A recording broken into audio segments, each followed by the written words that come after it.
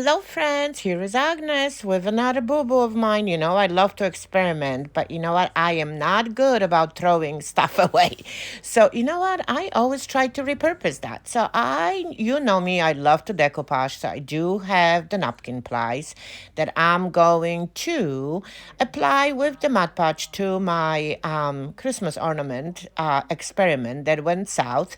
And I'm just going to try to make as many wrinkles as I can possibly do in there to create a fun little texture. Because, I'm on a mission to hide that little bump that I've created. It seems like a little thing as a napkin ply and a Mod Podge is actually doing the work for me. So I'm just ripping here and there and trying to keep my hands clean so I don't get the Mod Podge on them. But my goal here is to smooth as much as I can and create as uneven texture as I can possibly do. So as you can see, it's as I was missing things out, and I added another layers because why now waste the napkin ply?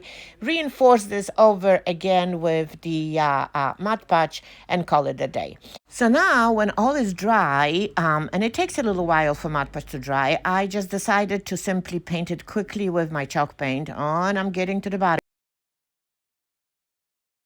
There's so many wrinkles and so many imperfections. You do gotta go, sideways, all different angles to make sure that you are all going to get it covered. And it seems like it looks pretty cool. I love all those wrinkles. But you know what? I do want it to create some sort of a, even cozier feel to it. So I decided to bring a little bit of the flower to my ball and then cover my ornament with the Mod Podge really nicely to make sure that I do not have the spots.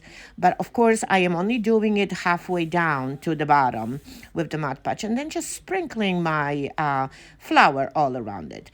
Of course, you do want it to pat it and watch out because flour loves to splatter everywhere. So I'm just, adding the flour, patting it all around, and then of course trying to hit here and there to let the pieces that did not touch the Mod Podge to fall. And I love how all of a sudden my all my wrinkles that are there are nicely smoothed out. So what I usually do is when I remove the excess of the flour, I still like to, go with my hand over, shake it out, and smear it all around. Okay, so now I do have the lamb's ear, my favorite one. I unfortunately do not have the real ones. I have the pigs. So I thought because that hump that I was trying to hide is still visible, I thought I'm just going to apply to the top of my ornament where the flower was in there. As you can see, is I started, of course, from the trouble area, and I'm just simply adding and having fun, creating some kind of arrangement out of them. Not going to lie, absolutely love how the fuzziness from the lamb's ear works with that, little texture that flower created on the bottom of the ornament. I think it's time to add some now final touches. So in my eyes, the satin cream ribbon that I had from the Dollar Tree was actually perfect. So a nice loopy bow right at the end in my eyes was just perfect. I absolutely love it. And of course, we are fancy like that.